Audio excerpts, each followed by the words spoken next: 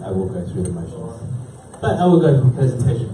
Firstly, I'd like to begin by acknowledging the traditional custodians of the land on which we are gathered, the Wurundjeri people of the Kulin Nation, to my respects to the elders, past, present, and future.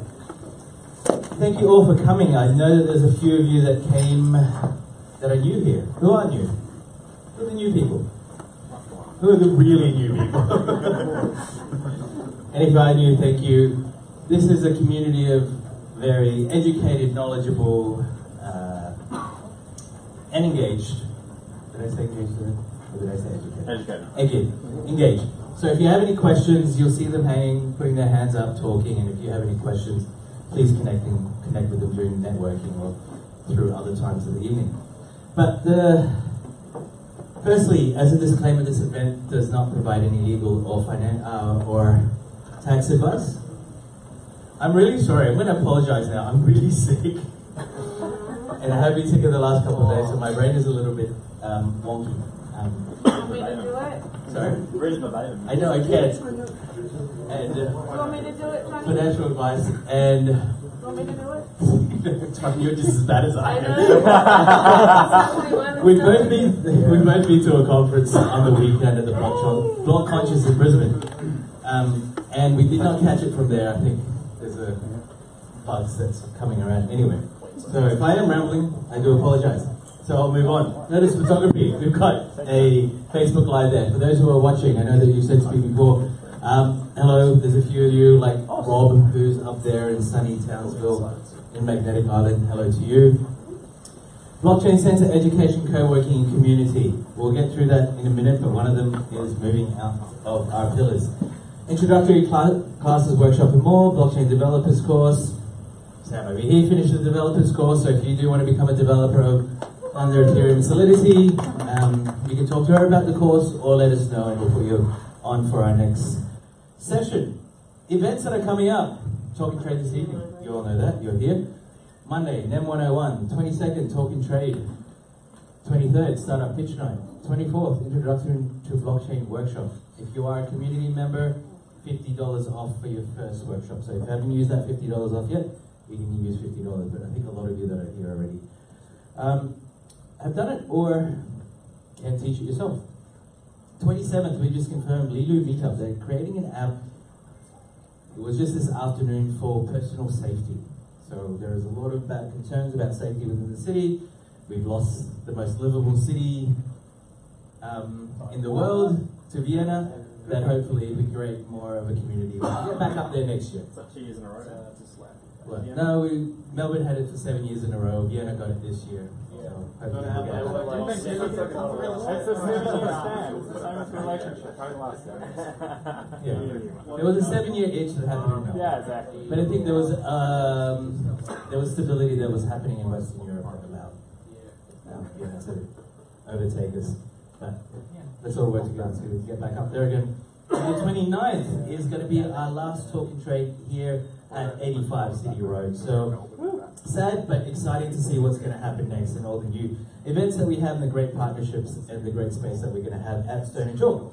After the Talk and Trade, we're going to have Women in Blockchain with Katrina Donahue from Civic Ledger coming to talk. And then we will have a farewell 85 party after that. So please, if you're going to miss out on next week, make sure to come on the 29th and help us celebrate all the achievements that we've had in this space and be part of that community that's going to help us take it to the next stage of the development of Blockchain Center. On the 30th of August, we've got the Digital Innovation Festival that the Blockchain Center is taking part of. So there's 4 sessions throughout the day to curate space. Pitch Club, first session. Next one's Blockchain Ecosystem. There's a deep dive session that on the 3rd we haven't confirmed yet. And session 4, we've got Blockchain Impact. So blockchain startups, for the first session, we've got 10 blockchain startups that will be pitching. Blockchain Ecosystem, we've got a keynote from Akasha, Ms. Blockchain. And session 4, we've got Rosa Thompson, who will be talking about doing a keynote for Blockchain Impact. But we've got Chris Zhong from Microsoft, now Accenture, who's heading up the Blockchain Philanthropy Foundation. And other people, so have a look at our meetup in Eventbrite. It should be up live in the next couple of days. Co-working, as I said, that we are moving to Stone and Chalk, 3rd of September. A few of you have asked us already that whether the talking trade was here tonight. Hopefully it was one of you that got it and you are here. But the 3rd of September is our first day at Stone and Chalk. Just to help us with transition, we won't be having a talking trade on the 5th. We will come back for talking trade on the 12th. We will confirm parking. Luke, do you know some? Yeah, there's secure parking, and then after about 5:30 or 6, there's on-street parking for free. So we can send you all the information if you want to have a document. I've been to Stone Chalk, I've never been at a park. I just whispering. Doesn't seem to be the pattern. All public transport and healthy environment. I can send you a document. For those that come here, I mean, Flinders Street is only one stop to, it's pretty much a 2-minute walk from Southern Cross Station.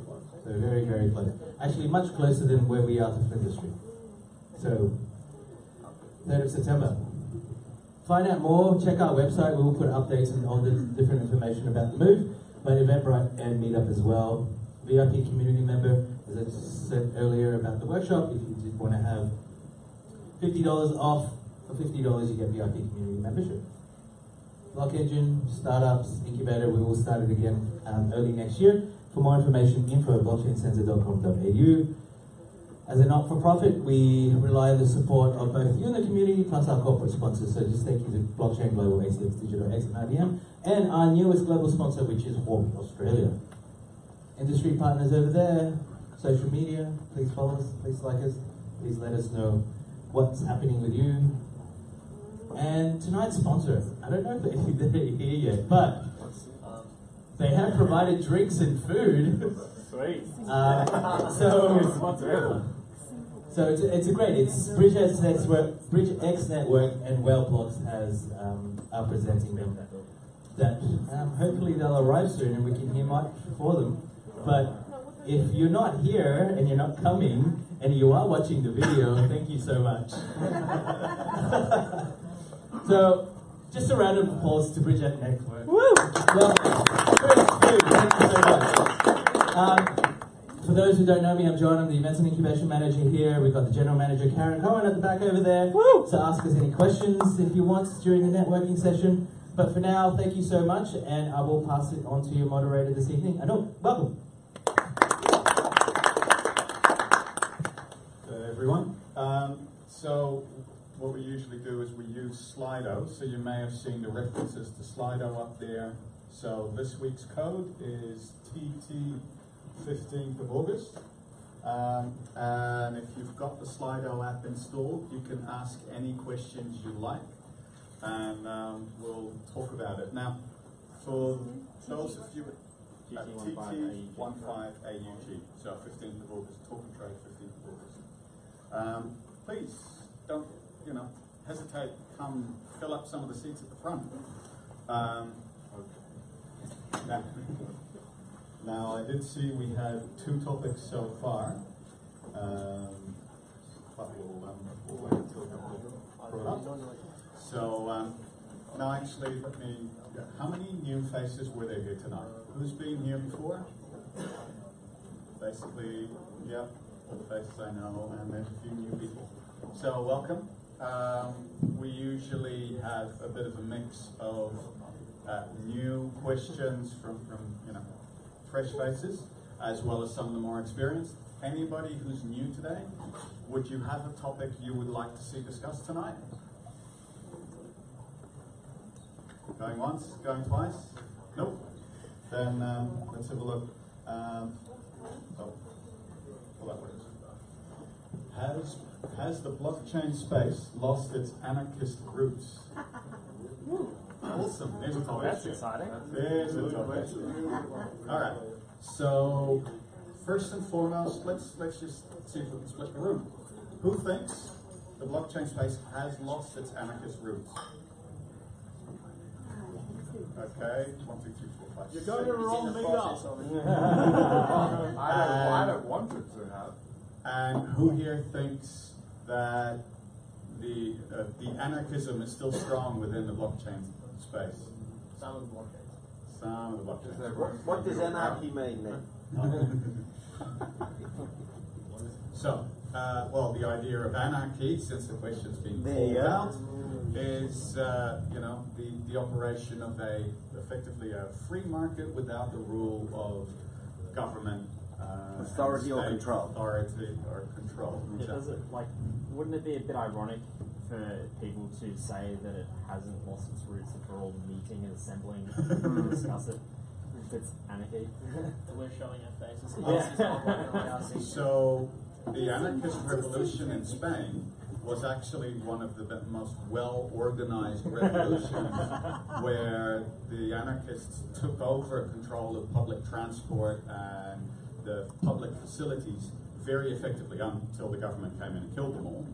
But anarchy does not mean a lack of coordination and control. It just means a lack of enforced top-down hierarchy. But don't you think that right now, everywhere you go, you can't move forward without the legal jurisdictions in all the countries around the world are basically preventing it, and the taxation, which is the big issue, certainly for Australia, are basically threatening jailing people if they don't declare it, which of course everyone's not doing. And surely that is the very fact that they're terrifying people, which is preventing people from getting into the market. I mean, we've seen nobody's willing to get into the market because it's not buoyant and there's so many regulations coming in place. It doesn't look like it'll even become stable until those regulations are in and everyone sees what they're going to do to the whole industry. Absolutely. There is lots and lots of regulation coming in. We also have people here within the audience who are very familiar with the privacy coins, with some of the privacy coins that are out there that are still a part of the market. Now, you have another question? Do you believe that there's any trickle-down effect of anarchy within the blockchain industry? A trickle-down effect of anarchy. I certainly think that a lot of people come for the money and stay for the ideals. Some come the other way around, come for the ideals, stay for the money. I'd like to have a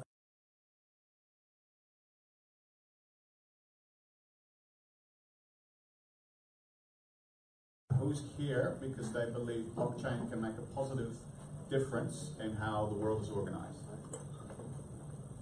Awesome. And who's here to make some money? They're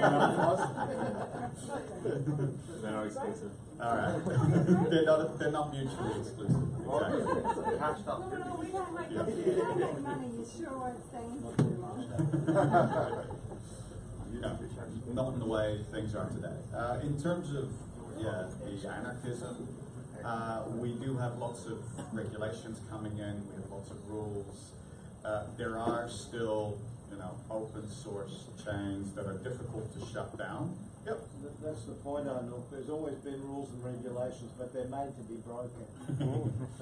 They are. And that's our challenge. If we stick together, there's always more of us than there are of them. If only we knew it, though. Yeah. Well, we just have to educate people that this is the way to do it. I get what little authority they have from us. This is to give them that authority, they have zero. I think it's more about that nobody wants to stick their head too far out to be the target for people. Certainly on a taxation level or any of those things, they're wanting to actually take somebody down. Aussies are very weak at the knees when it comes to authority. It comes from our roots, our convict roots. Fortunately, we have some Italians and some Greeks and some Chinese who are not quite so weak at the knees. I think that's a very fair comment. And a few others. We don't like to stick our head above the parapet here culturally, and we're certainly certainly a little bit hesitant about that.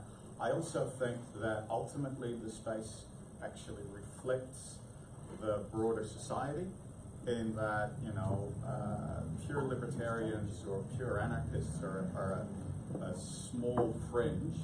And although I think they're somewhat overrepresented in the blockchain space in terms of, per capita proportions, I think one of the things that I think we'll see is that the most rapidly adopted and most widespread applications of blockchain technology will actually be the ones that fit in with the status quo more than anything else, that aren't too far out there, right? Like the ripples of the world, you know, done by banks and yada, yada, yada, trustworthy and all this sort of stuff, are likely to get faster, further adoption than, you know, people saying, hey, you should care about personal privacy, you should care about your own ability to control your wealth, you should care about the fact that other people shouldn't be printing money, you should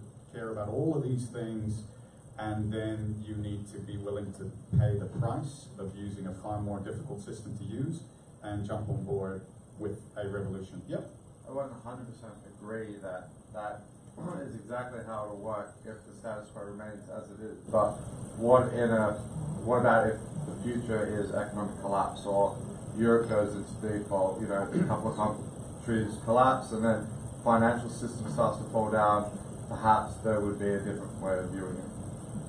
Yes, the way I see it, it's not about tearing down existing structures, it's about making sure alternatives are there for people to step onto. Right. And then, you know, as things happen, it will act as a counter-cyclical movement, right? The further down your local national currencies go, the higher up your alternatives end up going in response to that. Which is like what gold has always been. It's like, yep, similar place to gold. Yeah. Question is, can we have that for freedom and democracy as well as just a store of value? We have to see, you know, we'll actually have to see that play out. Show of hands. Is blockchain changing the world for the better today? Trying to. It will when it grows up. Okay. Somebody who's got their hand up, you want to give an example of the impact you think it is having? Depends where you are. Depends where you are. Yep. Say Venezuela, for example. Yeah. Puerto Rico. Yep. I think the blockchain is absolutely changing the world for the better right now. There are projects that allow people to donate cryptocurrency to people in countries that have currencies that are inflating away, particularly Venezuela. There's already many social benefits from cryptocurrency. It allows people to escape oppressive governments today. It allows people to escape collapsing currencies today. And it allows people to bypass draconian money regulations today, right now. It's the ultimate solution to censorship. There are content creators that are being censored on the internet right now that are able to get their voice out and be heard and earn money on decentralized social media that was not possible even 2 years ago. It's absolutely changing the world for the better right now. Beautiful. To take the complete opposite side, and whether you agree this is good in the long term or not, that's up for debate. But banks are more threatened than they've ever been. You see them reducing ATM fees. You see you can do instant transactions within Australia now. That is internationally even. Yep, it's actually an American experiment that some of the banks are running effectively within Australia primarily.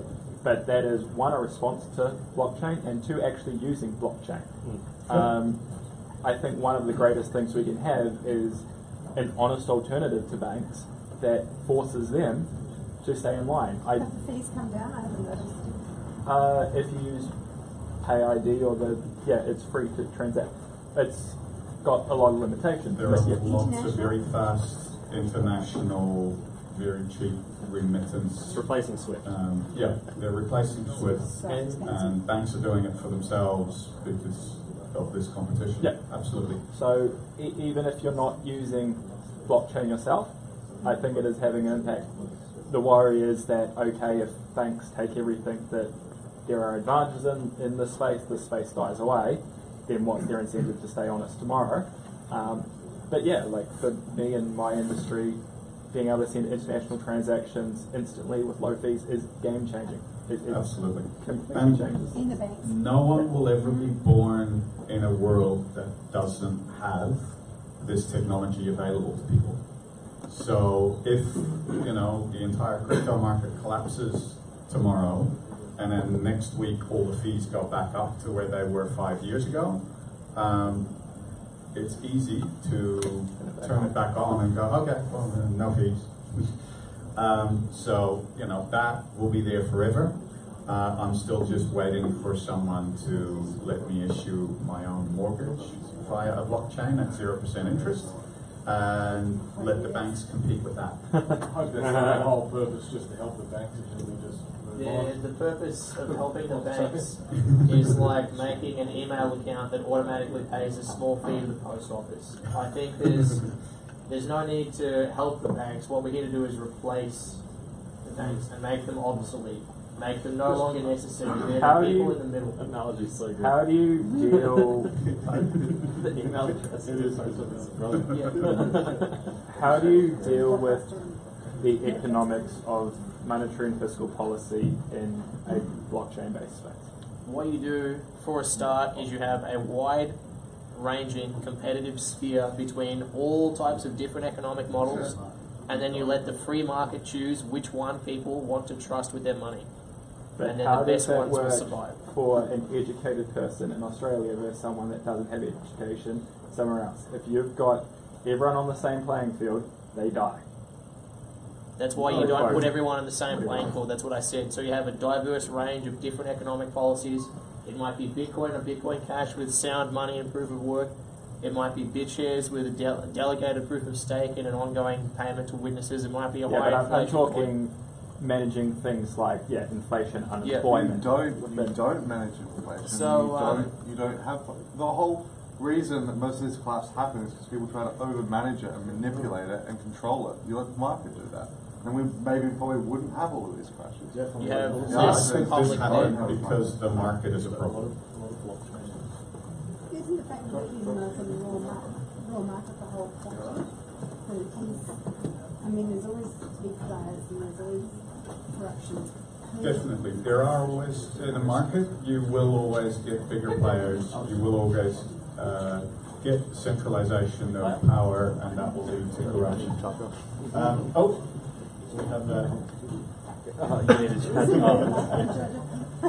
have thoughts on XRP, Ripple. How does a new One. purchase XRP with Thoughts AUD? on that being a question Did up you there send at that all? to yourself? No, I think we've given them enough attention for now. Don't do it. That's it. Yeah, don't do it. That's Our not answer good is stuff. rethink the episodes of CNBC you've been watching.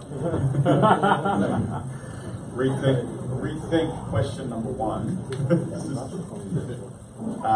2 uploads. Yeah, someone appreciates the humor here, I think. Okay, we've had that. Does anyone have an iPhone to charge? There's one of the questions not being shown. There are a few other questions. Yeah, there are. I can ask a question about what about Ethereum at the moment? Is anyone interested in where Ethereum's at? Was it? Show some of the other questions. Bitmain Wasn't IPO. there one up there about a country? That would be good. Yeah, there was one involving a currency. Which one is it? Yeah. Turkish lira collapse. What could that possibly be? Would you like to tell us?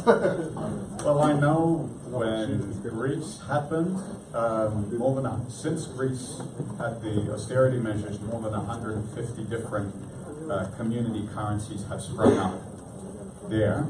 So that's something to look forward to. You want to tell us about the lira collapse? It's essentially much the same story. The value of the Turkish lira has tumbled in the last few days, and what that has resulted in is record trading volume for the Turkish lira against cryptocurrencies. Major problem being is that people can't actually access their money, they can't withdraw it, and they certainly can't exchange it for any foreign currencies. President Erdogan is enacting severe currency controls to try and prop up the price of the lira. But now that people have cryptocurrency, they can escape the financial prison that Erdogan has put them in. Question. Is it a question not being shown? There are a few other questions. There's one of the questions not being shown. Show some of the other questions. Is as has been predicted, would happen now that cryptocurrencies exist. One of the major vectors of the expansion of the cryptocurrency ecosystem is not things like an ETF or massive institutional investment.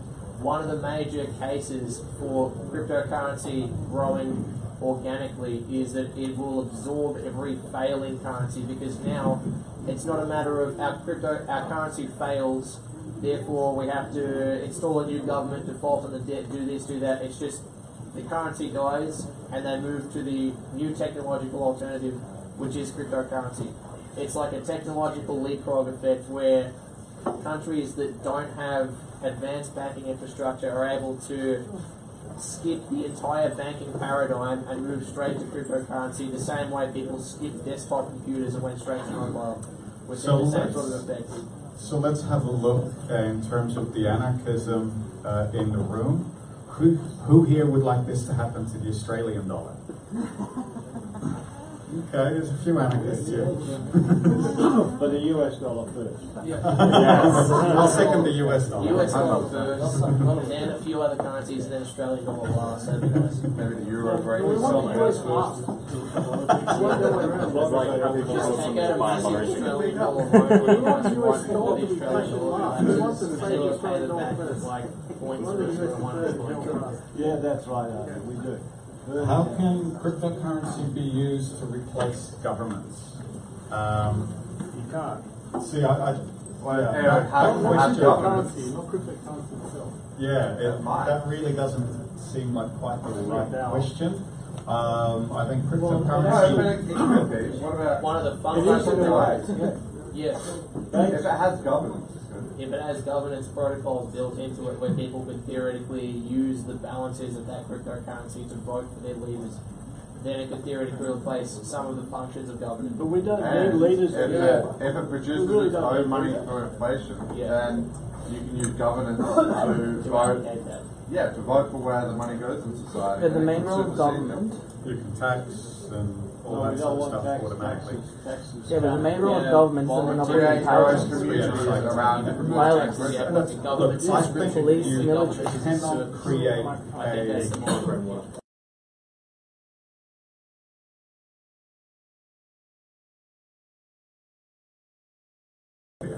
And what's more, I actually think you need to account for both the on-chain and off-chain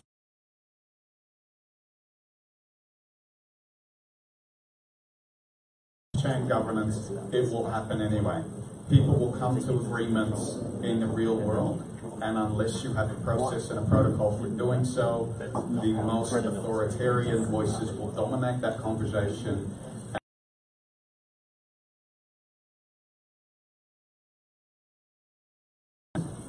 That's why you need both the on and off chain.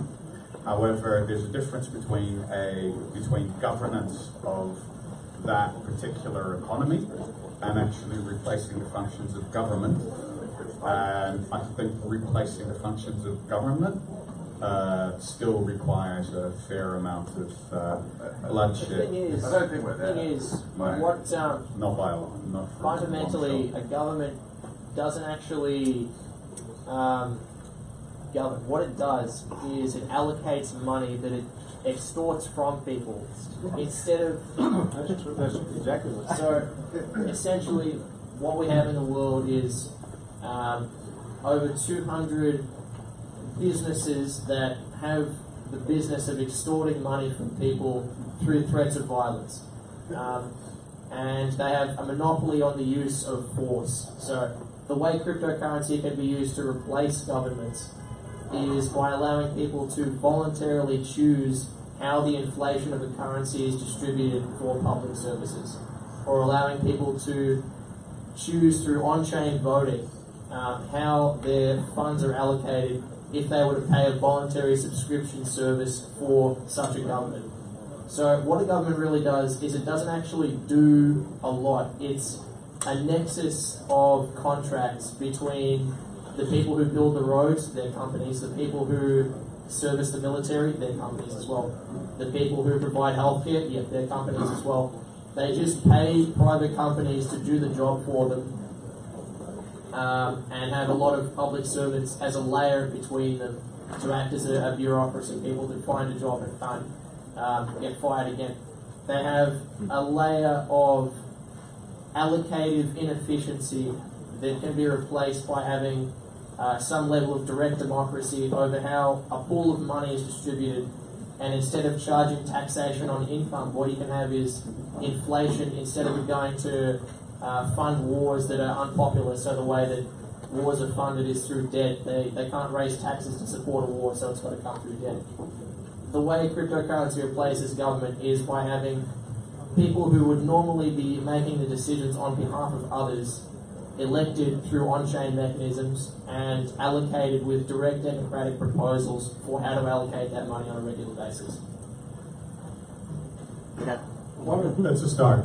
It's definitely a start. I'm a big fan of, I believe in the limitations of voting processes and being able to scale those up.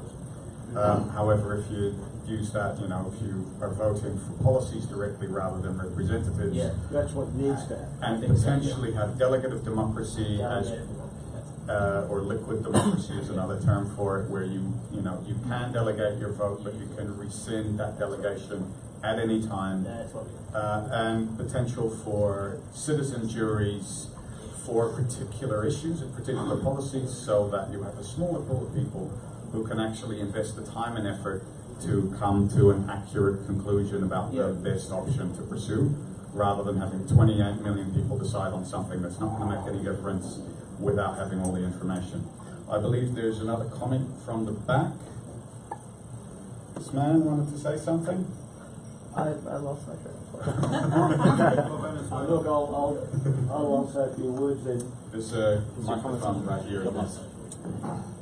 In the meantime, if we take away the corruption of the current monetary system, whereby the central banks of the world are all privately owned, so that there's interest charged on every penny that comes into existence, and yet the money that comes into existence is created against the creditworthiness of the people of the country.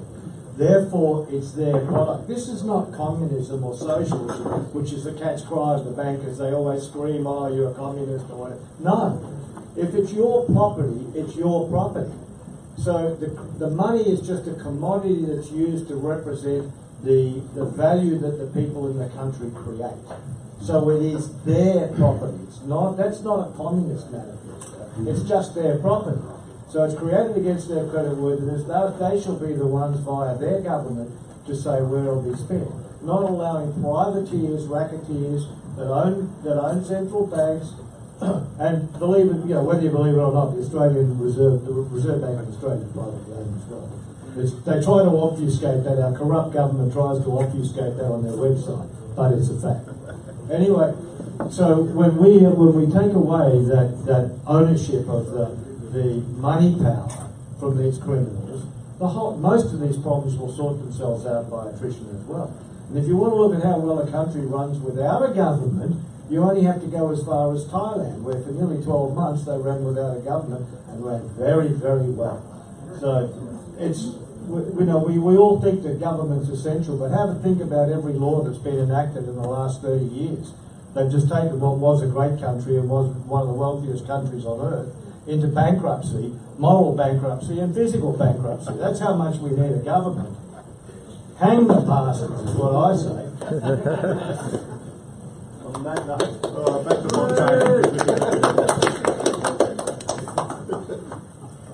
Oh, we've got another comment from the back. I think there's a danger in trying to I think there's a big danger in trying to replicate the governance with code and crypto, because I think we're very mature in the space to be doing that. It'll be very easily gained by those with the power or the funds. Look what's happening with EOS. Yes. At the moment, the blockchain space is very mature in terms of governance. To be honest, I don't believe we have any speaking privileges on the subject until we are seen to be able to create governance systems with at least the same level of sophistication as our current institutions, right? Sophistication doesn't mean equal levels of corruption. It means, having the equal maturity and the equal decentralization, really, because our current institutions are incredibly resistant to change. And I'm very thankful for that, because there's a lot of people making a lot of changes already generally for the worse. Yeah, the problem with governance is sophistication. That's the problem. It has to be very simplified so the average person is able to decide properly. Like if you place too many if, buts, maybes and conditions on governance, then only the smartest work out the best game. Right? So if it's sophisticated, it's too complex for the average person. Even in normal governance that we have right now, the whole reason it's gained by people who understand it the most. Yep.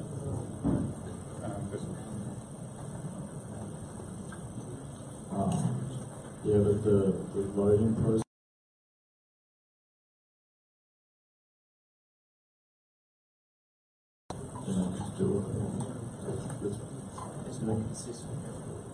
Yeah, I mean, the bail-in laws that were passed recently with almost no one in Parliament is an example of how to game that system from the inside.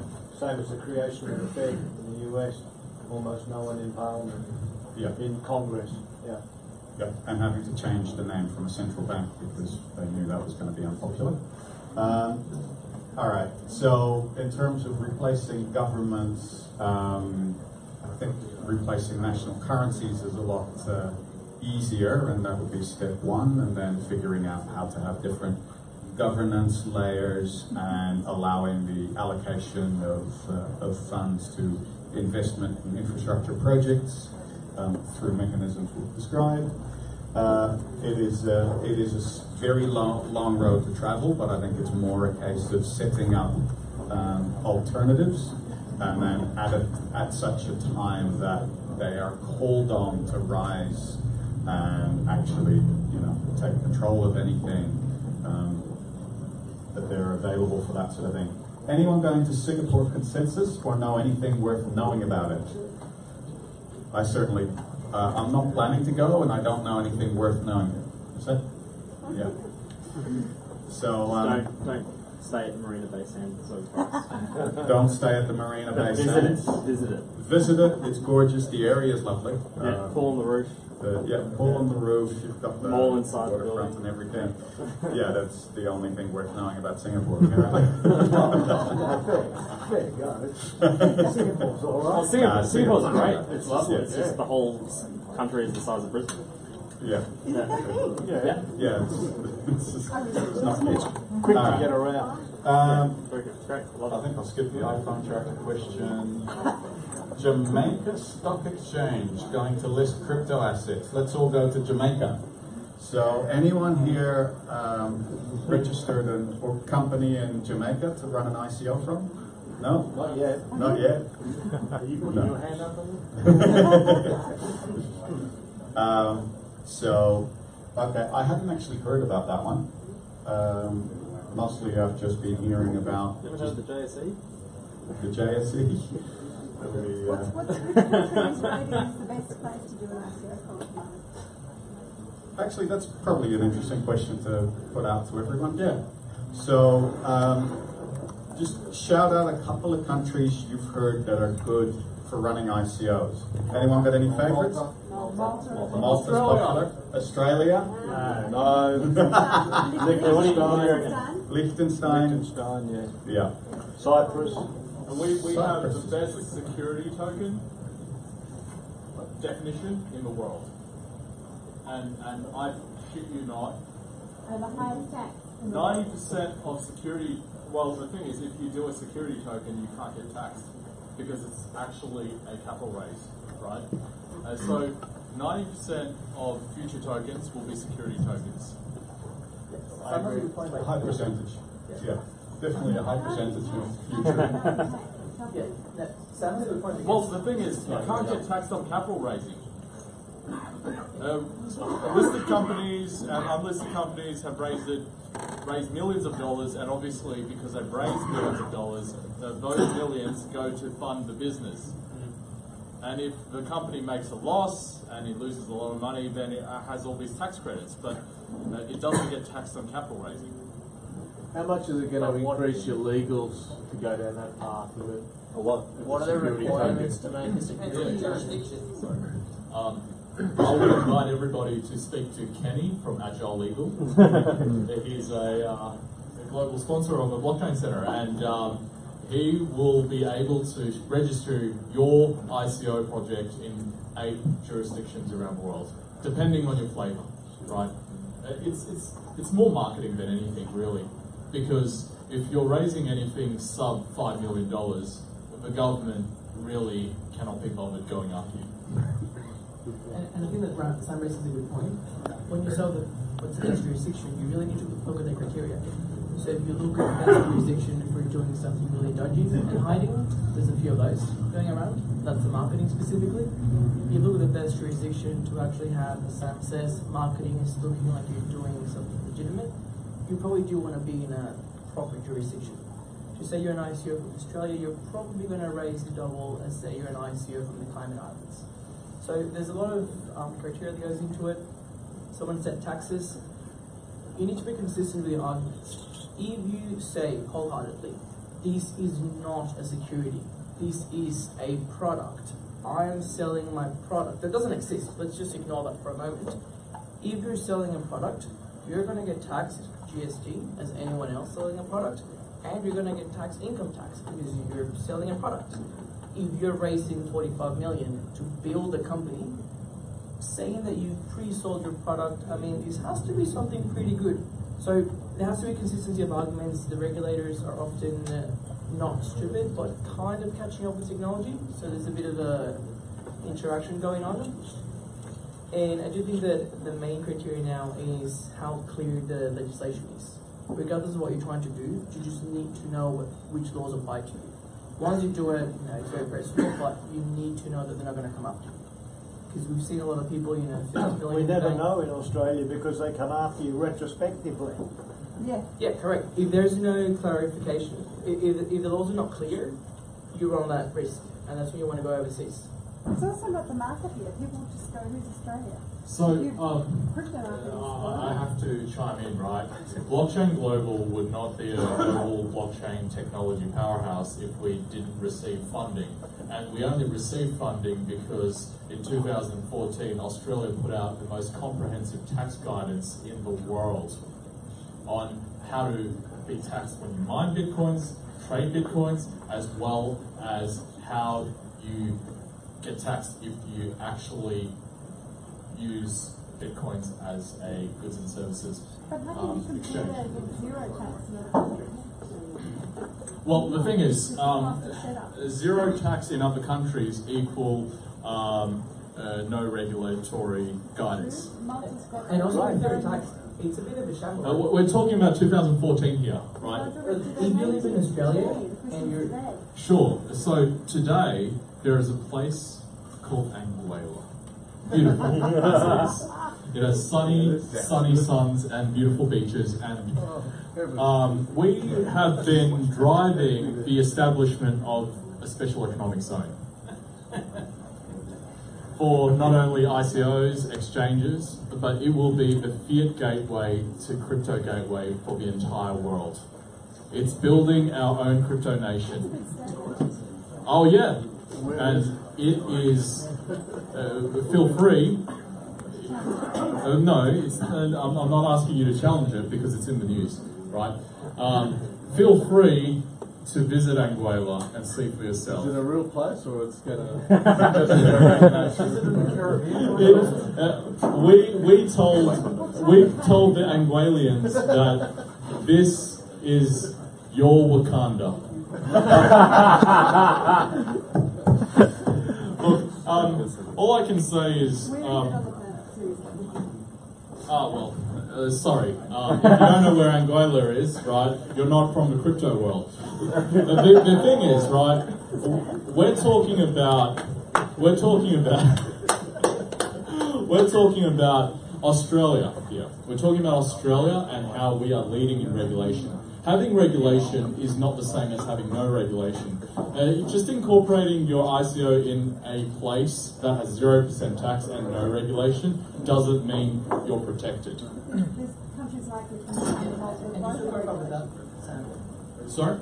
Just to add to that, if you're in Australia and you're operating in Australia and your company's central management is in Australia, you will get taxed here. You can do everything you want in a low tax jurisdiction, you'll get taxed here. If your residency is here and you're the CEO and you claim to be at YBF or the blockchain center, they're going to come after you. Not just to tax you, but for tax avoidance as well. So I'm wondering how much of the money's raised in the blockchain ecosystem from Australia, and I'm looking at this and going, wow, that's a lot of retrospective tax liability. And you know what? We wouldn't even be at the forefront of the ICO and blockchain ecosystem if it wasn't for the 2014 tax guidance, right? I just have to say, right, the 2014 tax guidance allowed for the world's first listed company in the world, right, sorry, I said world twice, right, and that is DigitizedX, to list on the ASX. Sure, the price of shares went from 20 cents down to 2.3 cents, but we then resurrected it. So we have to thank the Australian government for, and I know that there are libertarians in the room, right, for pushing us to the forefront of regulation.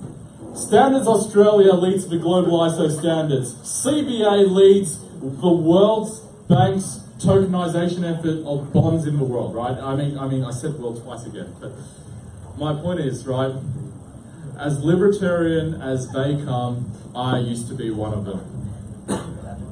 What happened? The regulators ended up creating the most friendly regulatory ecosystem. You can't beat them, Joy. In the world, in Australia, right? And I know, tax is a different issue. Tax is a different issue. Having the green light to say you could do it, but we'll tax you, is not the same as here's a 0% tax region and you could do whatever we want and we don't really care. And maybe we'll care later once the US government weighs in, right? But it is fundamentally different.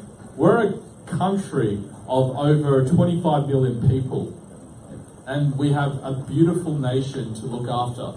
And tax is a part of this ecosystem. That's and the ATO story, Sam, not our story. As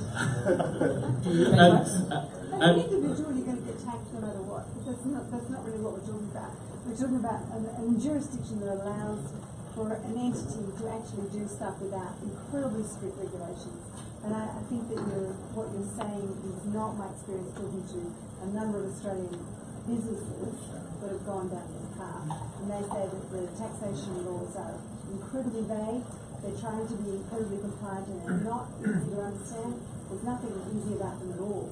So I think a country that says we'll tax you at the highest rate in the world first, and they're not actually really giving you any legal protection, yet they're saying, oh yeah, we'll do this wonderful thing, is not really any different than a country that gives you zero tax and a wishy-washy regulation system, because obviously nobody really knows where they stand for that. Australia has the clearest regulatory ecosystem when it comes to defining security tokens and utility tokens. These companies that you're referencing that have done ICOs in Australia as Australians, right, they're just fucked, right? Because they've gone down this path and realized, oh shit, I have tax liabilities. And I didn't speak to a lawyer before I actually did this ICO. That's not what I'm saying at all. But look, that's fine. High horse about it. I'm just saying my experience. Sure. Talking to people around the world in different situations. Sure. People that are operating businesses. It's not as clear as you're saying. Let's not bash Australian regulators because they have tried very hard, and we have tried very hard to drive this industry forward with them. I know that's not the libertarian line that people want to hear, but unfortunately, until we move the world's wealth into crypto, we need to first put up this face, this poker face, right? So I'll let you get back to it, but you know, I really hope that everybody supports and interfaces and integrates, as opposed to just unproductively tear down the regulators every single time they put vague guidance forward. Just out of curiosity, has anyone here heard about what's happening in Puerto Rico? Yeah. Isn't that near Anguilla? We suspect Anguilla is swimming nearby. But just a brief summary for people that haven't heard. Puerto Rico has really. Could you just put your closer to the microphone? Hello? Yes. Hey. Yeah, so Puerto Rico passed a series of very attractive tax incentives. Basically, if you're rich, they want you there. Arrangement between mainland and Puerto Rico, you don't pay tax in the US if you're in Puerto Rico. So basically, now that the island is getting flocked by all these multi-millionaire and billionaire crypto enthusiasts who have a vision for the island and are actually planning to do. Can you all hear me? Planning to do a whole bunch of quite visionary stuff like flying supplies to people and powering the island through who knows what weird stuff. People are quite sensitive about it. They're not quite welcoming to all these flocks of people, and yeah, it's interesting to see how the incentives are working as intended, zero tax, and the industry is popping up as intended, crypto leading visionary, and the locals are not very happy. So yeah, if you guys have any thoughts about that, or even Anouk, you're very wise. Not that you guys are not, but probably because the money's not flowing back to the locals. It's just a whole bunch of rich people moving there to avoid tax and setting up their own communities and doing their own. That's what the government intended. They said, pay no tax and we'll be your servants. They're actually why spending tens of millions rebuilding the community after the hurricane. But are they actually? Yeah. Well, that's what the pushback is.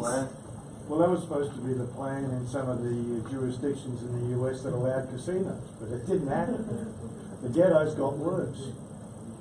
Oh yeah. Well, yeah, casinos we can probably talk about another day, but Puerto Rico specifically with crypto money, and especially the low tax jurisdiction. But is it have they started the redevelopment, or is it just a bunch of really rich people moving there to avoid tax and setting up their own communities, and the outside local community is not benefiting, and that's why they're not lacking?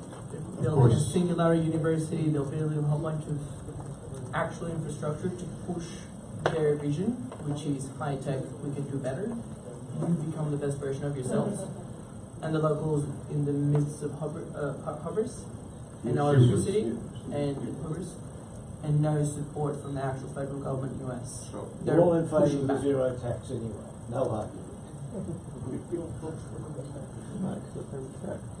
Well, and of course, you know, the question is, with that development, how much of it is ultimately set up to extract more money from there? And I think, you know, if you're a local who can't afford to go to a university, then you're not likely to see that as being necessarily a positive addition.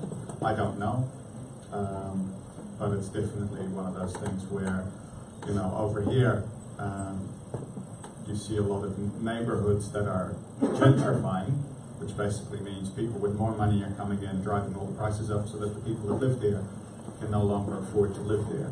And I think that's, you know, the result of an influx of more money into an economy is not necessarily a good thing for the people that are there, unequivocally. I may agree with you. I guess if we were to draw a parallel, what if we see Australia as, hypothetically, as a parallel to Puerto Rico? We say, fuck it, zero tax on all crypto, and we become the go-to island for all these crypto visionaries. Oh, everyone changes your mind suddenly. If we do it to someone else, evil, but we don't mind the same thing coming our way. Like, I guess it's just an interesting way to see how regulators have a role. Let's be honest, the Puerto Rican government tried to be easy way out. We'll just get the rich people in and we'll capture money that way. there's no regulation whatsoever. Like these people are literally going to recolonize the island. That's what they're doing. There's no other way to put it. And which side you end up in is just a matter of luck.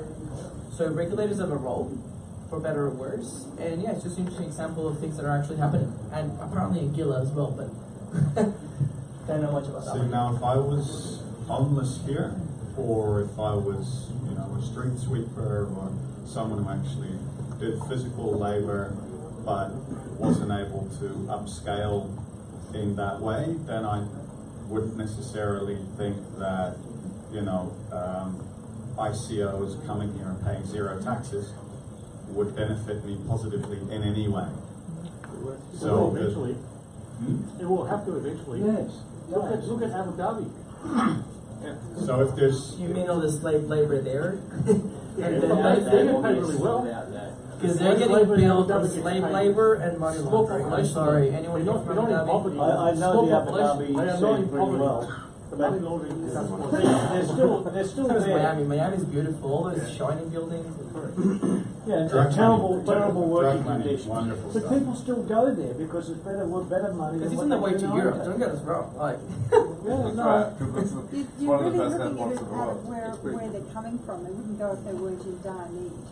That's why they that's go, right. and they have farms and houses they've managed to buy from those, what we consider abject conditions. But it's the same in Singapore. The entire service industry is supported by people that come off the island, onto the island, with no possibility of ever living there. But their home life, when they go back, it's then a lot better. They've put their kids through education, and so you can't look at it from your own viewpoint. You've got to look at it from what each person is trying to do to survive in what situation they're in. I think that's about all we have time for this evening. I want to thank everybody for their participation tonight. It went all over the place. It was a fun discussion. Cheers. just before you go, guys, we've got a team visiting from Singapore. They're at the back tonight, but they will actually be presenting tomorrow at YBF. They're the BridgeX Network, and they've got a really They are presenting in about 5 minutes. Yeah, they're tonight. Yes. They're presenting both nights. All right. Everybody, thank Anouk. Thank you so much. I'm not going to stop now, but who wants to do some 90-second pitches? Anybody? Is anybody interested in doing 90-second pitches anymore? Any ideas? Any collaboration you want to get into? Any events? Any news reports that you've seen? Any articles you'd like to share? I guess not. Yeah, I just need to have time. Anything? But yeah, I do. Are you sure you don't want anything? Anybody? We are going to go to our sponsors. Just one question though. Did anybody read the report from Boyd Cohen about the top 10 blockchain cities of the world? What do you got? Oh, it's there. I'm just seeing if anybody does, so we can maybe talk about that next week. Anybody want to guess which one it is? The top. Number one blockchain city in the world. No. Somewhere in India. No. Singapore? No. Singapore. Dubai came second. Melbourne didn't come in the top 10. Nobody in Australia did. Nowhere in Australia. Was Seoul on the list? Seoul was not on the list. That's interesting. Look at the metrics that they use. Yeah. What is it by blockchain city? It's a blockchain city, not crypto city. Like Melbourne in the CCN report said that Melbourne was in the top 10 of crypto-friendly cities in the world, but not blockchain cities. Yeah, what do they measure in blockchain city? It's a vague term, like the amount of money or the amount of companies or the amount of money raised. There's a lot of different metrics that go into that. Yeah, so have a look at the metrics in the I'll report. read the report. I won't ask what So Boyd Cohen is the researcher, and he's coming here next month to present about smart cities. That's why I was bringing that up. I don't think anyone talks about Smart cities and blockchain cities and different how blockchain is creating smart cities. All right, so let's get on to the main attraction presentation from tonight's sponsor, and after that we will have more pizza and more beer and wine. So tonight we have WhaleBlocks who are sponsoring, and they are presenting the BridgeX Network. So just quickly, let's all welcome them.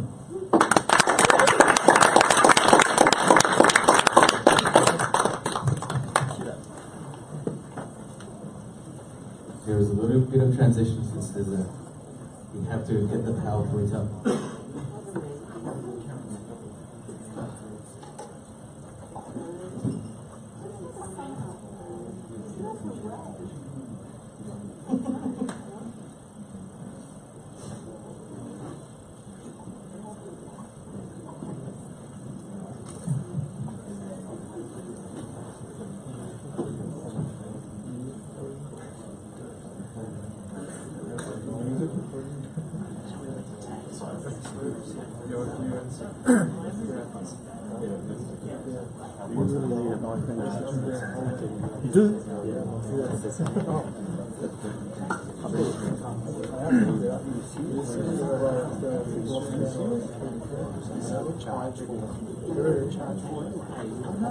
Alright, sponsors for tonight's favorite drinks, everybody, once again, let's welcome BridgeX Network.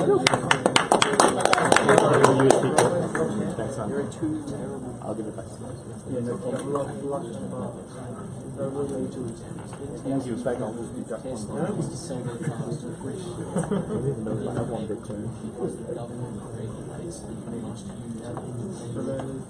The car dealership.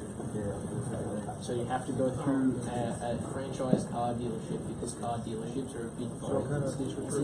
So they put a lot of regulatory rules to make sure they can't eliminate that middleman. They protect middlemen. That regulation is subject. A lot of regulation is just designed to facilitate a layer of people who execute regulatory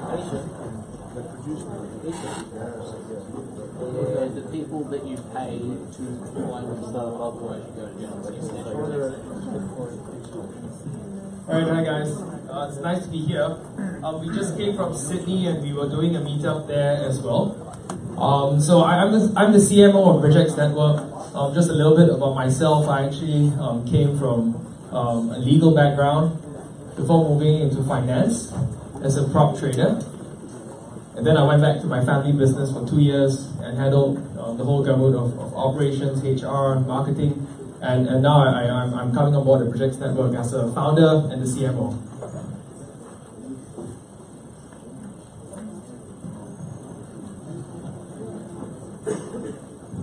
Yeah, so this is a snapshot of what we do at the BridgeX Network. We are essentially building a financial ecosystem of decentralized credit, conversion and payment solutions. So what we're really doing here is trying to facilitate people that have crypto assets, and we're trying to give them banking functions. Essentially what you can do on our platform is lend, borrow, convert or send monies.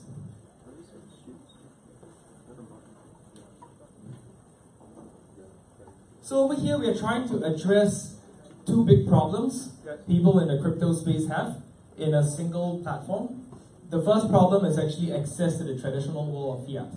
So right now, you still see a lack of interoperability between the two systems. You have your crypto world over here, and you have our traditional fiat world here. And there are some bridges at the moment, but you still see a big divide between these two worlds. And secondly, it still remains very cumbersome and very expensive to be making conversions and payments through traditional flows. Secondly, for people in the crypto space, we're trying to also address their access to affordable or democratic credit. This is because cryptocurrencies still remain an unrecognized asset. So I think you guys must be familiar that if you guys own equities or gold, or you have a property, you can actually use that as valid security to a bank to access a loan. But for people with an increasing amount of wealth that's going to crypto assets, they aren't able to put cryptos as valid security. So that's where we actually come in. Cryptocurrency holders are unable to leverage on their crypto assets as collateral to unlock liquidity in the fiat space for their immediate needs.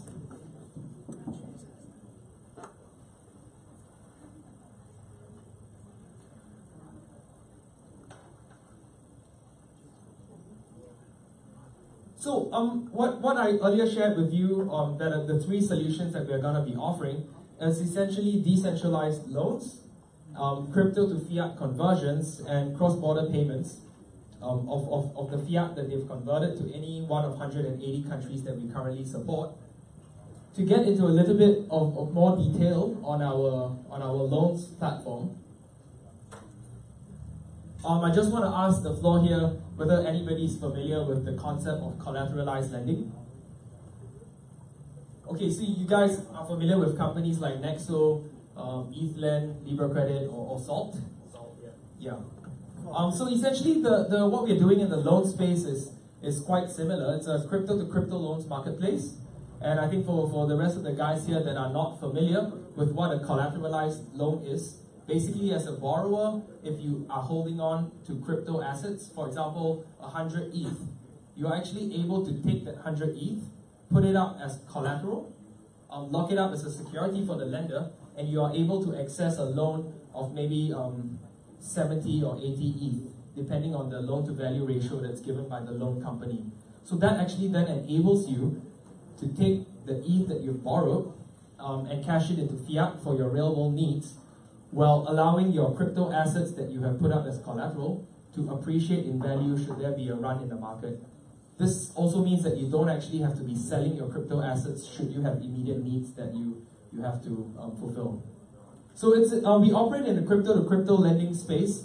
I think the major differences that we see ourselves compared to existing players in this decentralized lending space is that for one, most of the other lending marketplaces are not real marketplaces, meaning that when you go on to their platforms, you can only come on board as a borrower.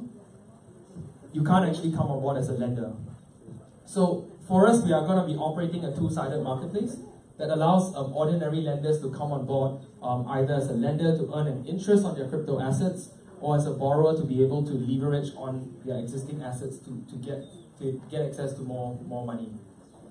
Secondly, the way our loans marketplace is going to be operating would be that we are not going to be deploying credit scoring or looking into the credit history of people.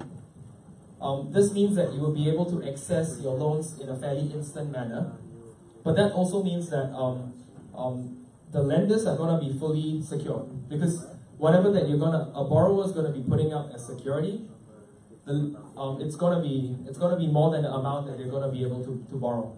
So for example, like I said, if you have 10 ETH, you might be able to borrow 6 or 7 ETH, but that keeps the lenders fully secured, and that allows the borrowers to be able to access credit fairly instantly.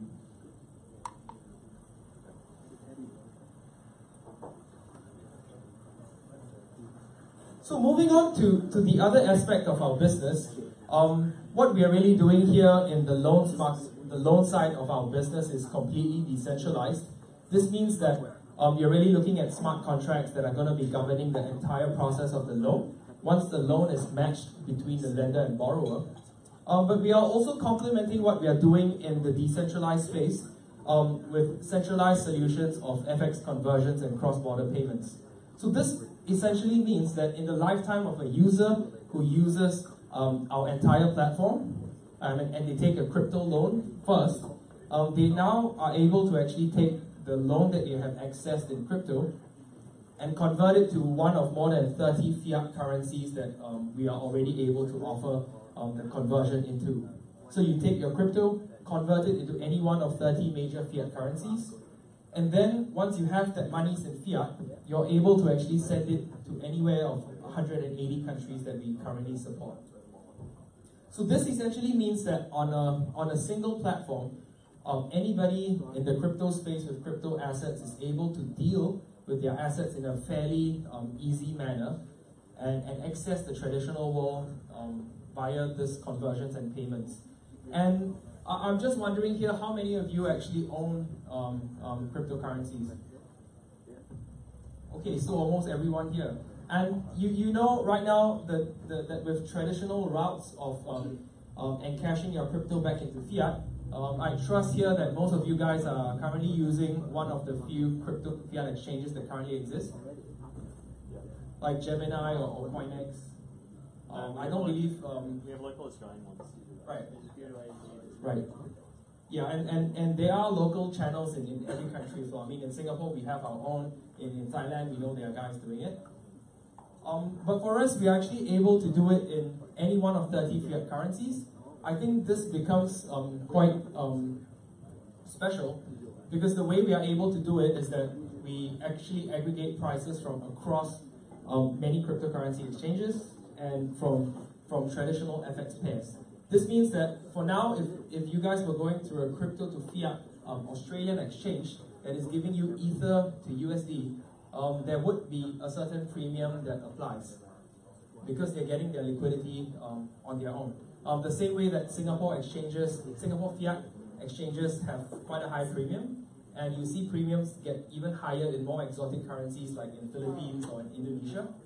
So for us, what we actually do is for any pair, for example, Ethereum to Australian dollar, what we actually do is take Ethereum to USD, which is the most liquid pair in the world where we can get very, very good rates.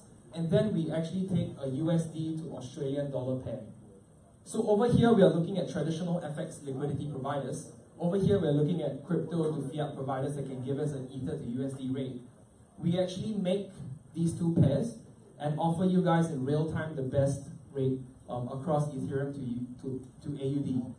Meaning that at any one point in time, if you guys were to access a platform like Gemini or Coinex or your local Australian exchange, we believe that we will be able to give you a much better rate.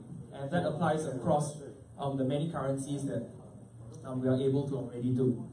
Would there be an additional fee with that because you're using FX aggregators? Yeah, so I think since we are on this topic of aggregators, maybe allow us to share with you what we have been doing prior to the BridgeX Network. We already have an established fintech company called WhaleBlocks Technologies. We have been operating in Singapore for the past 2.5 years, and we've been doing FX conversions and cross-border payments. So as a fintech company, we've already obtained our licenses in 3 countries, Singapore, Indonesia, and Hong Kong. And that actually allows us to already access very competitive FX pairs, currency pairs. So in addition to what we already have here, aggregating pairs from the crypto world simply involves just plugging in via backend API. And we don't see actually any competitors in the space now having this because we already come from conversions and payments, and we actually have our licenses in 3 countries. So any one of the licenses actually allow us to do this. We can do it out of Singapore, or Hong Kong, or Indonesia. It's all KYC then, isn't it? Yeah. So I'll get to KYC and compliance slightly later. So once you've got your Ethereum to AUD, presumably if you were a company in Australia, that you were a crypto company in Australia or you were a small business, and you needed to now send payments to maybe 5 of your service providers around the world. So you have your developers in Indonesia, your PR company in Australia, and maybe a marketing guy working for you in Germany. You'd be able to give us a standing order now that you want to send a specific amount of AUD to. You can give us a standing order to send this AUD and break it up into 30 payments in 30 different countries, and we'd be able to send those payments out to bank accounts in those countries. So this is, sorry? No, it's not by Ripple. So I think we don't see ourselves competing with Ripple. I think Ripple deals with banking infrastructure. Yeah. No.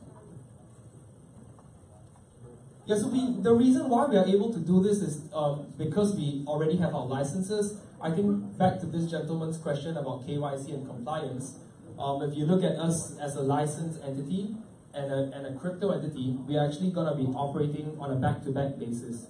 This means that as a crypto entity with BridgeX Network and our licensed entity in WhaleBlocks Technologies, we are actually able to deploy unified KYC or AML and compliance across the 2 companies. So this is something quite unique because on both ends of the spectrum, you don't actually see many traditional players wanting to risk their licenses by working with crypto companies.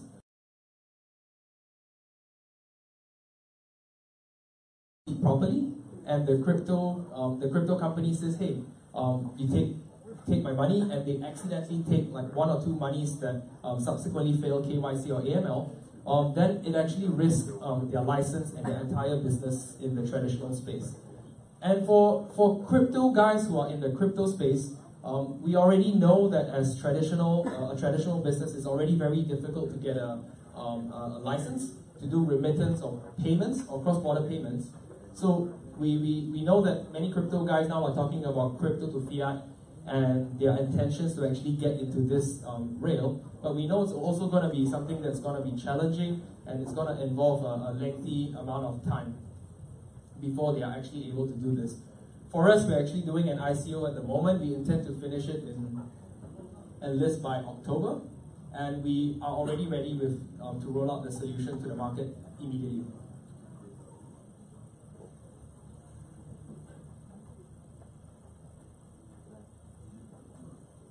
So over here, the kind of users that we're actually able to target fall into three very broad categories. You're looking at the average guy in the crypto space now. So you're looking at individuals that are able to come on board as lenders and borrowers. You're looking at long-term investors who want to hold on to their crypto assets but access fiat for their real-time needs.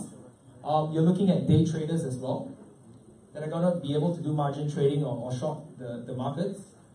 We are also going to be able to help many companies in the crypto space. So the whole gamut of companies ranging from miners to crypto exchanges and successfully ICO'd companies or wallets to help them and offer them any one of the financial services that we provide. So I think to get into this a little bit deeper, I'm going to give you two examples of how a company in the crypto space can use us. So coming to the point of ICO companies, an ICO company who has just raised maybe 20,000 ETH, they would be having to do some cash management with their ETH. Also, I think ICO companies now, even in crypto-friendly jurisdictions, face the problem of setting up bank accounts and maintaining these bank accounts. With the BridgeX Network, an ICO company technically would not need to set up a bank account. Because what they would be doing is saying that I have 20,000 ETH, I have to pay my salaries, my service providers every month in 50 countries around the world. So they're going to tell BridgeX Network, hey, I have 1,000 ETH now. I want you to convert it to 30 different currencies, and I want you to make 100 payments. And we'd be able to move these monies across on a single platform. So this also means that we cut out every single intermediary in the space. There might be a question on our bank accounts and how we are able to deal with such flows, but we are looking at customers who are likely going to be processing small to medium amounts of money. So when you talk about salaries, when you talk about service providers, when you talk about very small and dynamic payments that can be made on a daily basis, you are not contemplating a scenario where right now an ICO company would probably have to go to somebody like an OTC player to convert 1,000 ETH, and he land up with $300,000 in his bank account. That is likely going to raise red flags. But if a company actually is able to break up this payment across the entire month and do it at different times of the day in small payments, it's very likely that these payments are actually going to be able to flow. And even if the banks are going to be questioning what these payments are for, we are going to be able to show them things like salary slips or legitimate payments for services that have been provided. The next example I want to bring you to is our crypto exchanges. So crypto exchanges would actually be able to use our loans, our decentralized loans component, to be able to offer out things like margin trading or short selling. That's because most crypto exchanges right now are still pretty basic, because what you can do is only buy a cryptocurrency there.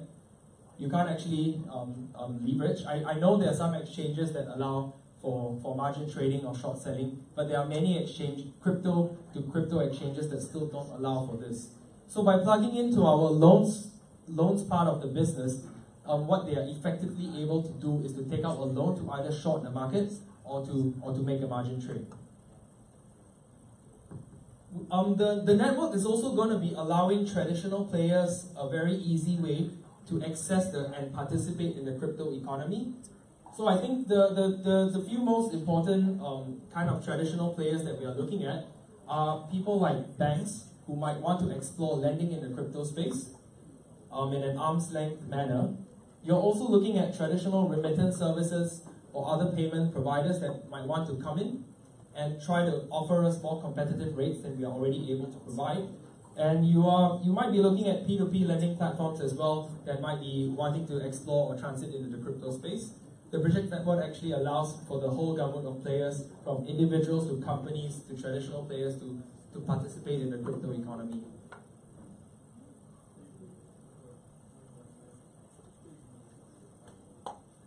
So for us as well, in terms of our go-to-market strategy, we are looking at both B2B and B2C customer acquisition. We are also looking at adopting partnerships in both the crypto and the traditional space. So the BridgeX Network, because it's been designed to be to incorporate as many people and as many players as possible, it's really open-ended as to the variation of partnerships that we are able to do. And to give you guys some updates on like traditional players who have already signed up with the BridgeX Network, we're looking at BCA Bank, who's Southeast Asia's largest lender and one of Indonesia's biggest banks. They're going to be coming on board the BridgeX Network to be offering liquidity in the loans space. So you already see a very big player like a bank wanting to explore crypto lending, because I think the interest rates that are going in the crypto space are far more lucrative than what the traditional space is giving them.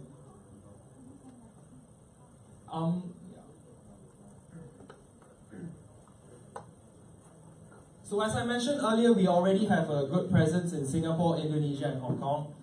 We've been doing our previous business for 2.5 years in these countries. Immediately upon rolling out BridgeX, I think the jurisdictions that we want to target first are going to be Korea and Japan. I think that's simply because the market already understands what cryptocurrencies are. It's very easy to do both B2B and B2C customer acquisition there. But I think more interestingly, we are also looking at other jurisdictions with a high capital gains tax.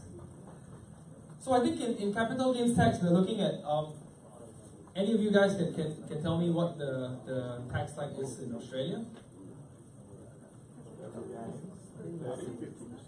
30%. That's how much you get. No. Depends on what you get. 29, sorry. Capital gains tax? 25%. Income goes up to 40%. Right. Right. Capital gains is 30%, 15% if you hold for more than a year. Income. It depends on what your tax rate is. It's just income. Capital gains is not income. Capital gains is not income. Capital gains is 30% if it is a capital gain, if you hold it for more than a year. Bitcoin is not a capital gain. No. Right, yeah, but so I mean, aside from Australia, we are looking at many jurisdictions in Asia that are starting to implement a high capital gains tax. You know, the capital gains tax in Korea is very high. It's very high in Indonesia. In Japan, it's 55%. So every time you actually sell your Bitcoin and you make a profit on it in Japan, you'd be looking to pay the government 55% of your profits. And that's on the completion of the trade. So I think for many jurisdictions, and I think more jurisdictions that are going to be implementing capital gains tax, crypto loans becomes something very interesting, a mechanism for people in the space. So coming from my background as a lawyer, I think there's a very clear differentiation here between tax evasion, which is illegal, and tax delay or avoidance, which is not illegal. And taking out a loan with your cryptocurrency assets to be able to spend that money in the fiat space is not actually illegal. Because what you're simply doing is putting your crypto assets as collateral, and you're taking out a crypto loan which you can encash in fiat on our platform. And you might be paying an interest rate over 1 year of about 10%. But that's going to be nothing like the 55% capital gains tax that you're seeing. And especially if you're somebody who's bullish about cryptocurrencies in the long term, then this becomes a very, very flexible solution for people to avoid or delay capital gains tax while holding on to their assets. Also, I think we want to move very quickly into the European markets. As you guys might already know, there are a couple of European jurisdictions that are coming to open to having crypto companies come over.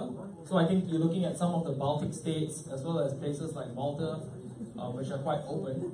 So we intend to also pursue our routes there with our banking licenses, so that we can at least hedge our risk in getting as many licenses as we can in different countries.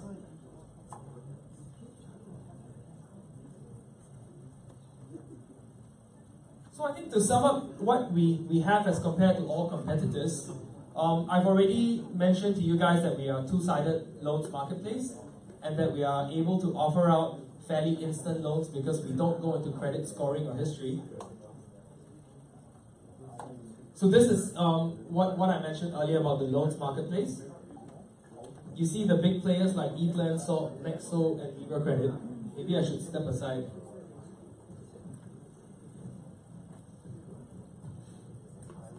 So we only see a company like ePlan that is going to be doing a two-sided marketplace like us.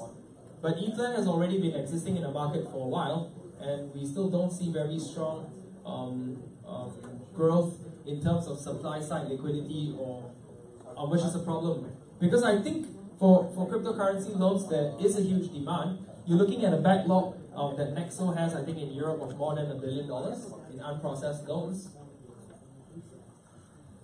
And if companies aren't able to actually come up with sufficient supply-side liquidity, then borrowers in the crypto space will not be able to gain access to the loans that they want to get. Also, I think to highlight where we are in the loans marketplace space in Asia, aside from Libra Credit, who has come out, I think, a month earlier than us, we don't actually see many loans players in the Asian space that are able to actually give good supply-side liquidity, which we are actually very confident of providing to borrowers. And I think secondly and most importantly, in terms of cash management and in terms of the crypto to fiat gateway that we have, we actually don't see any competitors in the space that can offer this solution. So I think a couple of weeks ago at an ETHLend meetup in Singapore, ETHLend actually stated their intention to get into fiat, crypto to fiat lending.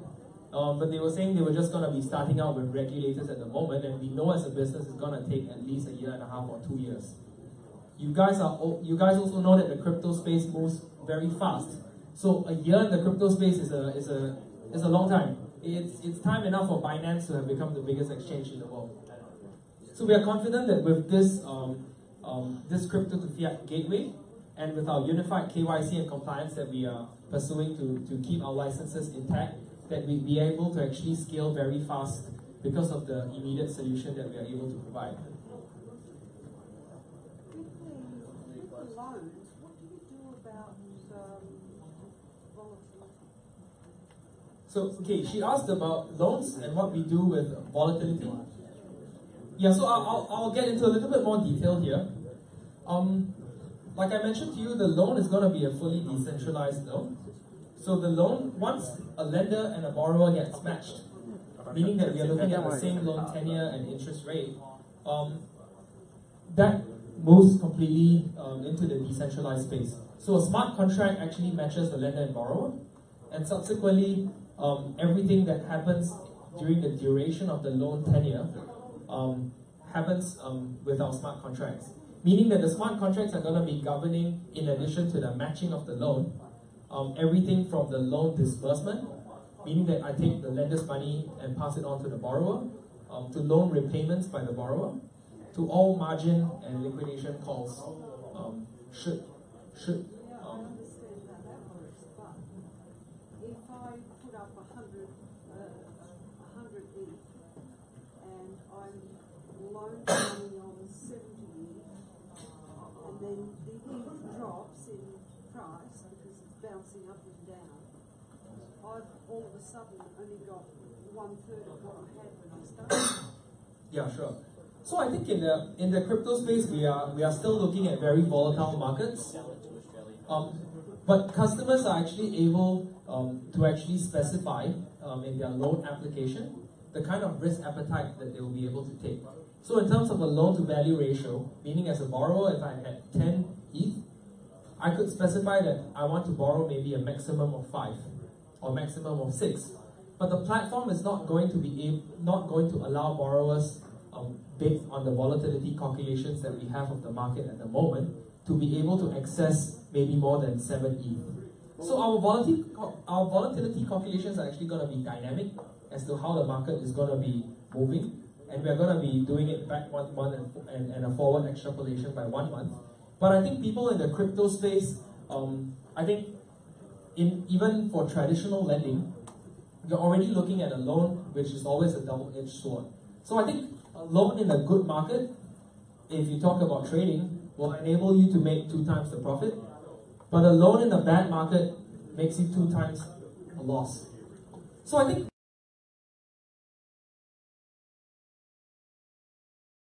about my portfolio and what's going on at the moment. But people who are going to now, I think it's only going to be people who are going to be very familiar with and comfortable with the volatility in the space that are going to be now taking this extra step into the world of credit. But at the end of the day, as a platform, we can only advise you guys on a dynamic basis how much of a loan that you should be taking. We will give you a maximum cap. So maybe in this current market, for every 10 ETH that you're putting up as security, I'll tell you as a platform that you can borrow maybe a maximum of 7. But borrowers are able to borrow less if they don't feel their risk appetite is going to be there.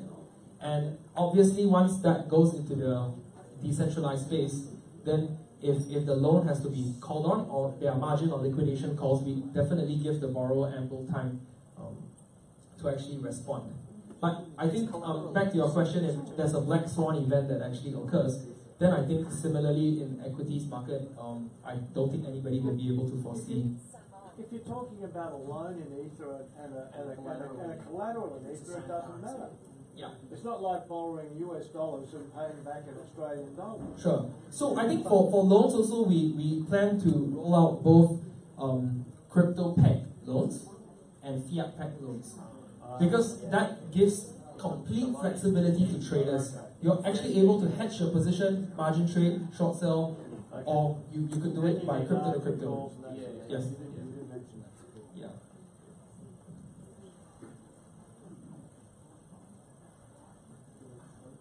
So in terms of a roadmap, I don't want to bore you, but basically we have already been building this infrastructure for the past 2 years, before starting with BridgeX in March. And from March to now, we have been readying our existing infrastructure in FX conversions and cross-border payments to be ready to do that element of crypto to fiat aggregation, so that we can offer out FX and cross-border payments to the market. Subsequently, once we are done with that module of the crypto to fiat gateway, we are then going to be pushing out our loans marketplace. So we also want to roll our modules out in a linear fashion, so that it gives time for the market to warm up to the products. And we see a very, very strong demand for the crypto to fiat gateway, followed by the loans marketplace.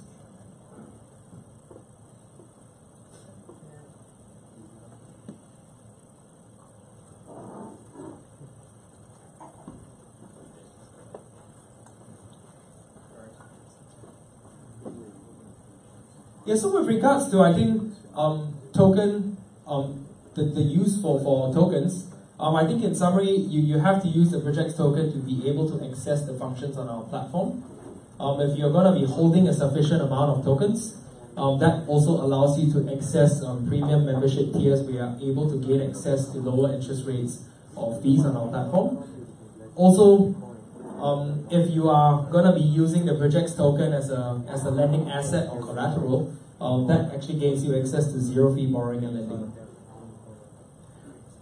So that is essentially what we have on a platform level. But on an enterprise solution level, we are also going to be able to we are also going to be open sourcing our technology that will allow players in the space to be able to plug and play into our system, and they would have to be paying us in BridgeX tokens in terms of service fees. So we allow you to use our technology for free, but whatever fees that are going to be accrued, you have to pay us in BridgeX tokens. So I think that comes back to my example of a crypto to crypto exchange that now wants to become a crypto to fiat exchange, or a crypto to crypto exchange that now wants to offer out margin trading or short selling.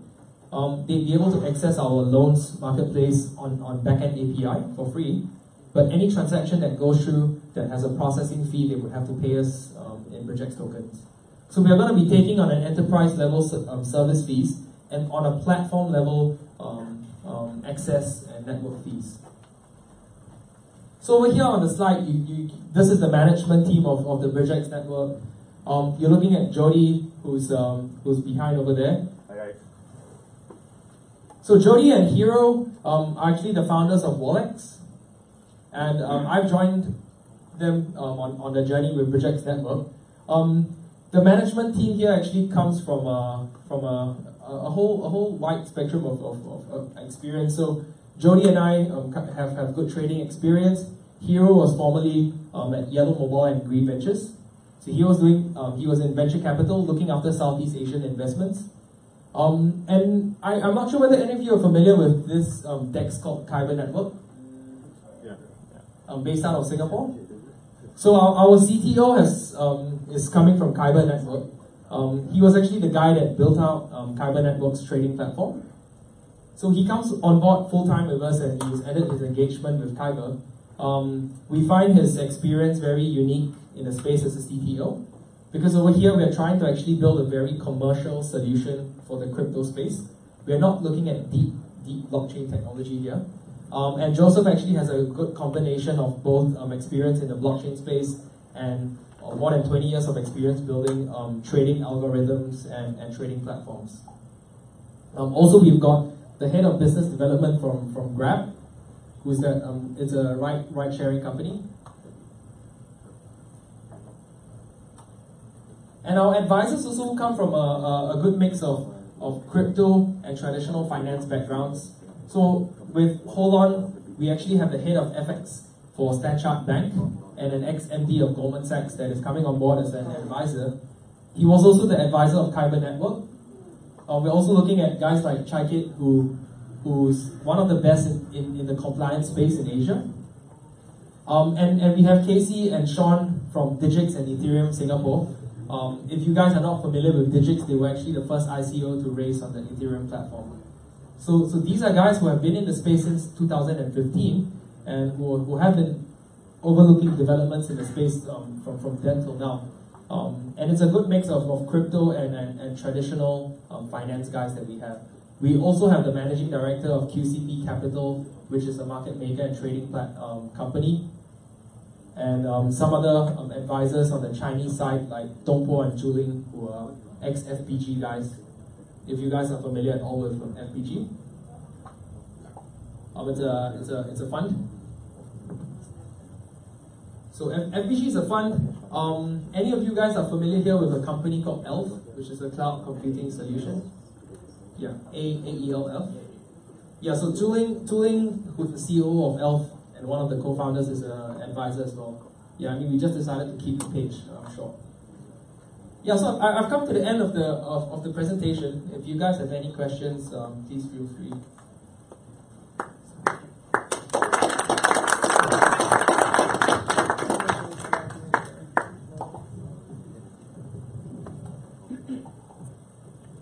Hi, I quite like the idea behind the pitch. First question is, for the open sourcing of the BridgeX network, how are you going to be enforcing the charge in, I'm assuming the asset is called BridgeX tokens, is that correct? Yep. Are you going to be enforcing that through an account membership model to access the API? How are you going to be charging that the fee to access the exchange mechanism there? Right, so I think the simplest example would be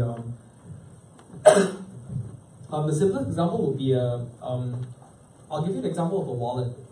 So if you're familiar with a wallet like IM Token, I'm going to do that one myself. Yeah, IM Token is Ethereum's the largest Ethereum wallet in the world. They do about 10% of all Ethereum transactions.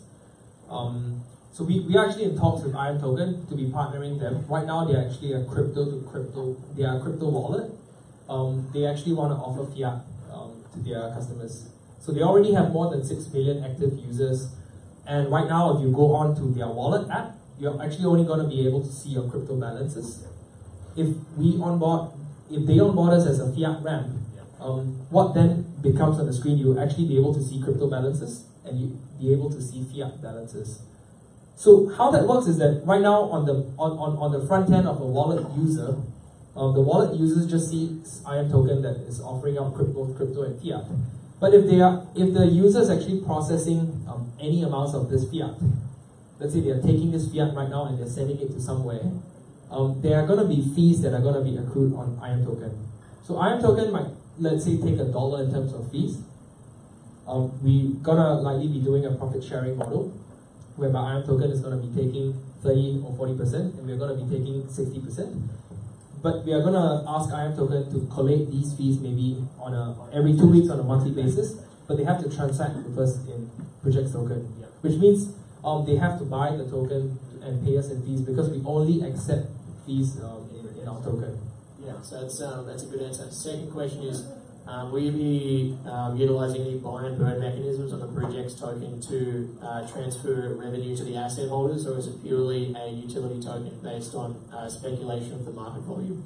Right, so I think in terms of how we see our token, I mentioned to you that there is a little bit of a staking model here, where if you guys hold enough BridgeX tokens as a member, you'd then be able to access things like lower interest rates or lower fees.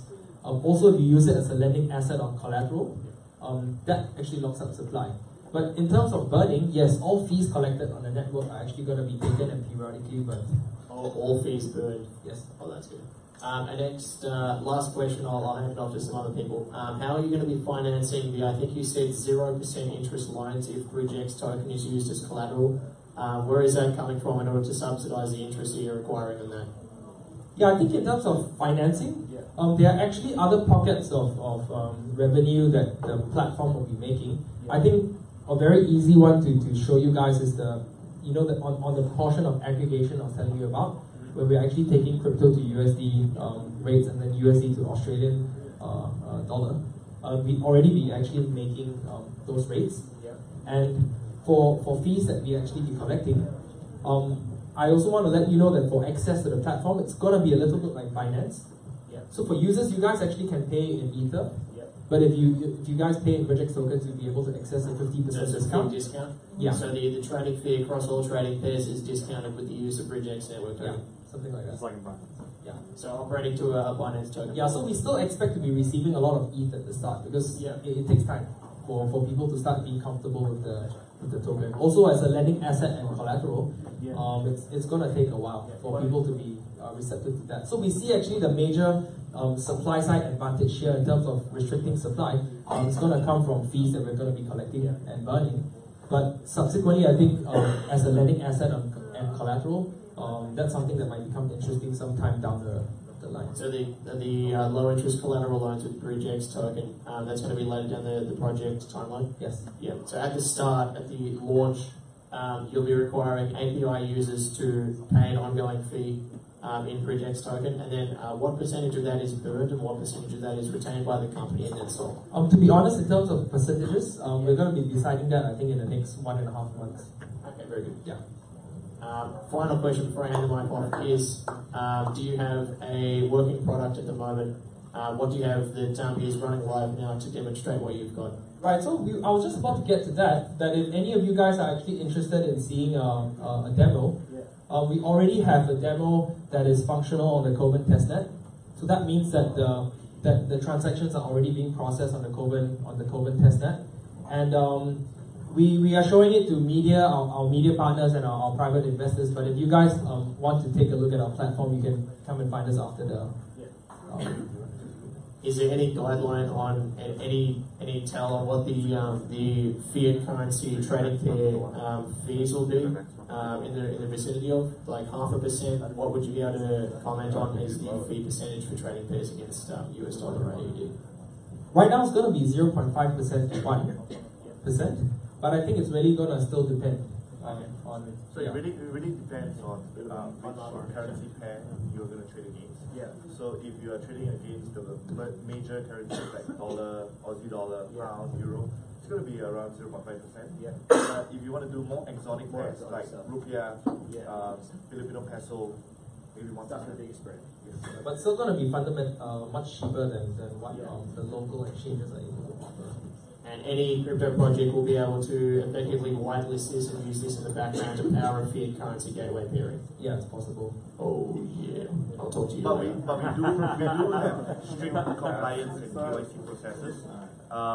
It depends on the customer passing those processes. So every user has to be whitelisted by you guys? Yes. Yeah, I understand. What would be the KYC process? Does anyone else want the mic, by the way? I was asking that. Yeah. Well, for personal users, we basically need all your details, your national ID, proof of address, documents like these. If you're talking about corporate users, we actually need your company register. We would need the IDs and proof of address for directors and shareholders with 25% and above shareholding. Yeah, well, it will be exactly like what the banking standards of KYC and compliance are required. Because as it is already, if you look at many jurisdictions who are intending to implement good KYC and compliance, like in Korea, all exchanges in Korea are already required to implement banking level of KYC and compliance. So we don't see that as an if. It's just a matter of time.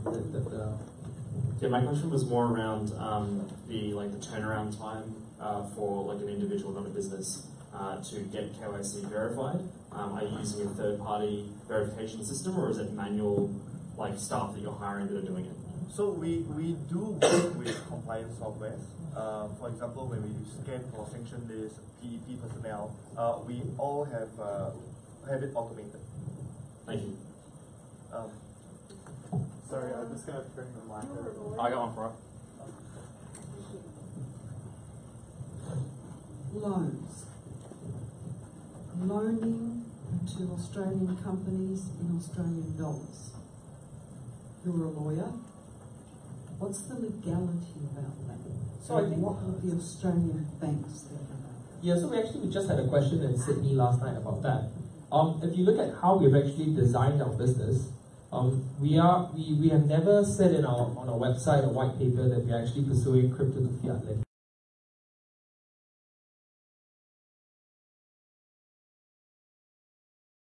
In our modules, the loans marketplace is actually very strictly a crypto to crypto loans marketplace. So when you are lending and borrowing in cryptocurrencies, this is actually lending that is completely unregulated. I know lending is actually a very regulated thing in every country if you're talking about fiat. So lending to consumers have very different laws to lending to businesses. But because you're talking about crypto to crypto loans over here, at this point in time, I think globally around the world, regulations still haven't touched the space. And secondly, if you look at our crypto to fiat gateway, that's actually a separate module where we actually allow the customers to decide if they want to take the loan that they've got in crypto and cash it into fiat. And that's going to be operating like any other crypto to fiat gateway like Gemini or Coinex, where you then be taking your cryptocurrencies and putting it out into fiat. But what we won't actually be doing immediately on the loans marketplace is to actually be taking your cryptocurrencies and issuing you Australian dollar. So having checked with our lawyers in Singapore, we know that this is an effective way to actually split it up. Yeah.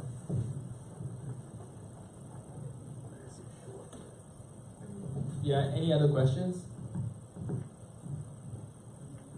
When does your token offering start? Right. So in terms of our token sale, we're still in the private round. You can join us on in our Telegram group. Just search for BridgeX Network. It's on the back of our shirts. So it's BridgeX Network. Yeah, but we're going to be announcing our public sale date soon. As you know, with the current market conditions, it's not likely. Most ICOs are going to be doing a fully private round. For us, we're thinking of doing a very small private public round because we want those users that are coming on board from the public to also become our first users, consumer users of the network. So we are likely going to be doing a very small public round, and you can stay tuned for announcements. To drive liquidity on your exchange, will you be having a differential fee model between maker and taker transactions? So you're talking about the crypto to fiat part? On all of your pairs, so fiat to crypto and crypto to crypto, will you be having a maker-taker fee model or the same fee for both sides? So when we talk about the crypto to fiat conversions, we're actually pulling them, firstly the FX pairs from the interbank market, secondly the crypto pairs from the crypto exchanges. So it will not be an exchange where you can put limit orders. There will not be a maker. You are simply just taker. Oh, okay, so there's we want like to a simplify spread pricing. Yeah, okay. Yep. So there's no order book. So we will quote you a price. Yeah, okay. If you're happy with it, okay. And then your exchange does at the back end, you make spread. Exactly. Yeah, so this is different because you see exchanges right now, they can only offer you liquidity, and an exchange only comes from your order book. Yeah. But for us, liquidity actually comes from the aggregation of every order book in the market. You have access to, and every FX order book you have access to, so you can bypass the AUD premium. Yeah. So I do want to point out that we are not an exchange. We are a service provider, right? If you have needs, you need to send money overseas, we can help you there. But we are not an exchange. Okay. You're not an exchange. In that sense, in the order book, there's no order book, no limit orders, no stop losses, no graphs, or public graphs. No graphs, okay. Can you do it as fast as Ripple? For us, for liquid currency pairs, we are actually able to, but we are able to do a same day transfer. Same day. For liquid enough currencies. Not 4 seconds. No, not at that level. Because it's a centralized exchange that operates by on a database of its own. It'll be faster than X-Rapid's transactions because it'll be exchanged between their own accounts. For crypto at least.